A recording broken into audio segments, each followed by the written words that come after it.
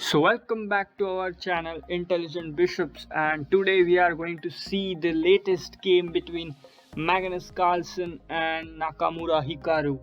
Nakamura Hikaru is a United States champion and he's a very strong grandmaster from USA. And we all know about Magnus Carlsen, who he is. World number 1 from past 10 years and 5-time world champion. Let's start with our game. Nakamura is playing with white pieces and Magnus Carlsen is playing with the black pieces. So e4, e5, knight f3, knight to c6, bishop b5, a6. This is the standard royal ope structure. Bishop a4, knight f6, castles. This is a very interesting move in the opening which Nakamura chooses. He allows Magnus Carlsen to play knight into e4, and now this is a open royal ope opening. Now after knight into e4, white plays d4, attacking in the center. b5, bishop to b3, d5, pawn into pawn, bishop to e6, defending on d5, the central pawn. Now there are many lines played. The common line is c3, bishop e7, knight d2, attacking the knight in the center, castles. And now there are several moves like bishop c2, then knight c5, if rook to e1, then knight to c5, if queen to e2, then also knight to c5. So this is a very boring variation from white, but Nakamura is a very aggressive player and he plays queen e2. So after bishop e7, rook d1 is played, and rook d1 is pinning the pawn on the center, as you can see. Castles c4, very interesting move by Nakamura. He is attacking the pawn which is already pinned by the rook. He cannot capture the c4 by this pawn as his queen is going. And if he takes with the pawn, then bishop takes c4 simply recaptures, as now if the bishop is taken, the queen is going. So Magnus Carlsen, also an aggressive player, plays bishop c5, attacking on f2, bishop e3 defended, and now there are some trades happening. Bishop into bishop, queen into bishop, queen b8. Magnus Carlsen finds very interesting move. He has done 3 things. He has unpinned his queen, he is attacking white's bishop, and he is attacking on b2 as well. So now let's see what happens if Nakamura takes on d5. This is a trap. Bishop into d5, then rook into d5, and now queen takes b2, and the a1 rook has no squares to move and it will die. White will soon resign if the rook goes freely.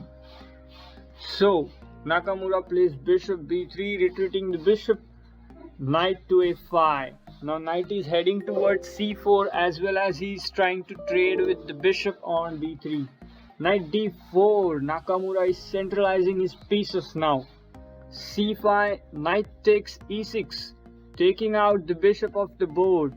Pawn takes knight, and now look at the structure. Black has got very solid structure, and on the similar lines he is attacking the f2. f3 played by Nakamura, attacking the central knight. c4, Carlsen offering a trade. You take my knight, I'll take your bishop. Nakamura accepts it. Pawn takes knight, pawn takes bishop, taking on the center. Let's see if e into d5, then queen c5, capturing the pawn again.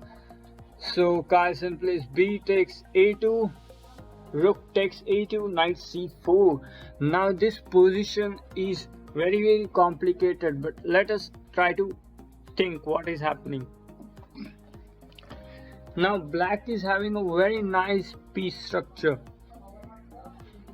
The knight is well placed on c4. The rook and queen is active, but the only thing which is differentiating this position is these pawns. The central pawns are too strong and they are giving slight advantage for white in this position. So queen d4, centralizing the queen as well. Queen b3, attacking on d1 as well as a2. Since the d1 is already defended, white plays knight c3, defending the rook on a2, but now the b2 support is cut down and knight takes b2 comes. Rook b1, again pinning the knight, and now if you want you can just pause the video and try to identify the only move which black can make and escape from this situation. And black plays queen to c4, forcing the trade of queens. Queen into c4, knight into c4. Let me tell you why it is forced. If the queen moves, then the knight on c3 is hanging. Hence he has to take, pawn into e6. Now let's evaluate the position. White has one extra pawn, but it is a double pawn and very tough to win from here. And black is having a compensation of this knight on c4 with these two pawns. He can immediately take on e5, but there are some problems. So Magnus Carlsen plays rook f5, knight d5 immediately. Knight e7 is a threat and the rook will go, hence rook into e5. Now it seems that it's a draw position and there is nothing left, but Nakamura, very tactical, plays rook takes a6. Superb move. If rook into a6, then rook b8 is a checkmate. So Carlsen has to play rook e8. Now knight c7, attacking the rook as well as defending the pawn. Rook d8, rook to c6, attacking the knight. Knight e3. Now it seems that Magnus Carlsen has been shifting his pieces to the white's king and he's trying to trap white's king, but now Nakamura finds one more interesting move, rook to d6. If the rook is taken, again the same idea, rook b8 is a check, rook d8 and rook takes d8 is a checkmate. So he has to go in a defensive way, that is rook to c8. Now Nakamura plays rook d7, defending the knight as well as defending the e7 square for his pawn. h6 e7, king h7, rook e1, and after this point Magnus Carlsen resigns the game. Let me tell you why he resigned. If he plays king g6, which is obvious looking move, then e8 queens, rook into e8, knight into e8, rook into e8, rook d3, and the knight is in pin. It cannot escape from this pin.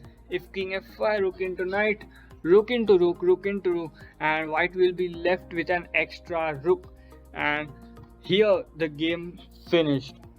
So if you like our video, then subscribe to our channel, as we are going to upload many such analysis of top level grandmasters games. Do not forget to hit the like button and share it with your friends. That's all for today. Thanks for watching.